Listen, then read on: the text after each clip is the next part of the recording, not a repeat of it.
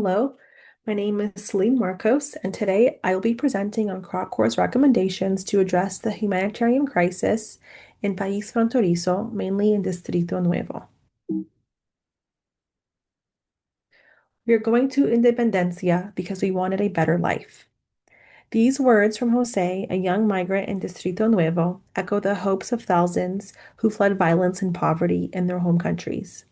But instead of safety, Jose and his mother Maria now face overcrowded shelters, polluted water, and disease outbreaks, in addition to fears of returning to their home country of Orozco.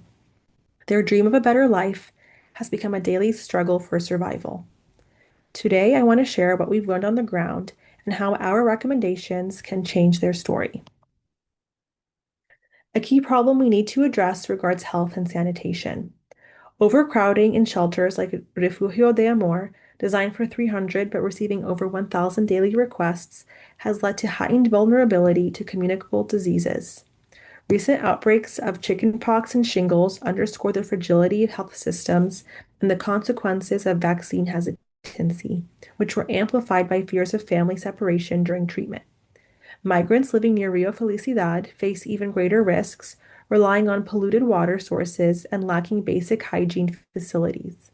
These conditions have sparked fears of a cholera outbreak, which could spread quickly in cramped, unsanitary environments. In order to address these sanitation concerns, CROCOR proposes two key recommendations.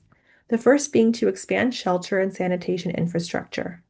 Recommendations include expanding shelter capacity by converting nearby buildings into temporary housing equipped with latrines and sanitation stations, installing mobile water purification systems and emergency latrines to meet the standards of 15 liters of water per person per day and one latrine per 20 people, and partnering with Father Hugo and local migrant leaders to pair infrastructure improvements with hygiene education, led by trusted community members, and to reduce disease transmission. The second recommendation is to deploy mobile health clinics and community health advocates. Mobile units can provide immediate care and vaccinations within shelters, reducing barriers like distance and fear of hospitals. Training migrant volunteers as health advocates will build trust and improve compliance with treatment and preventative measures. Collaboration with international and local health cluster actors like the World Health Organization and doctors worldwide will be essential. Another key concern is food security. Current distribution systems provide unfamiliar foods that lead to widespread waste. This waste attracts pests, creating sanitation hazards and compounding health risks.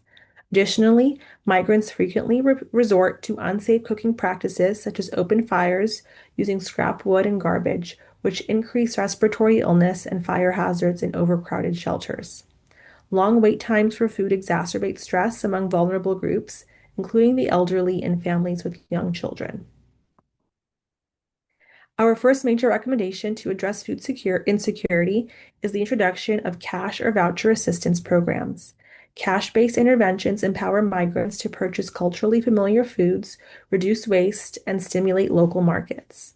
Partnerships with local vendors, authorities, and financial service providers can be established to implement secure voucher systems for migrants. This approach can foster positive economic interactions between migrants and host communities, easing tensions. We also propose establishing supervised community kitchens. Creating shared cooking spaces equipped with safe stoves and ventilation will eliminate fire hazards and allow migrants to prepare meals that respect cultural preferences. Collaboration with local NGOs and municipal authorities to set up safe cooking facilities is recommended. And finally, we recommend implementation of nutrition education and local partnerships. Collaboration with local vendors, donor organizations, and health advocates to provide workshops on balanced diets using accessible ingredients. This strategy promotes sustainable nutrition, reduces dependency on external aid, and strengthens community resilience. Now that it is time for Carlos and the team at IHA to implement these strategies, it is recommended that IHA activates the cluster system for coordination, especially given limited government capabilities to support migrants in País Fronterizo and in Distrito Nuevo specifically. To strengthen coordination and avoid duplication of efforts, IHA should implement the cluster system early on to ensure that specialized actors collaborate under clear leadership, share data, and align strategies. For Distrito Nuevo, IHA can begin by convening regular cluster meetings and creating a shared platform for needs assessments and resource mapping. Additionally, in order to ensure ongoing impact, IHA should continue to leverage their local knowledge to assist with empowering local and migrant leaders. Their involvement ensures cultural sensitivity and sustained trust, reducing reliance on external actors. Integrating local actors such as Father Hugo and municipal authorities into cluster discussions will enhance cultural sensitivity and operational efficiency.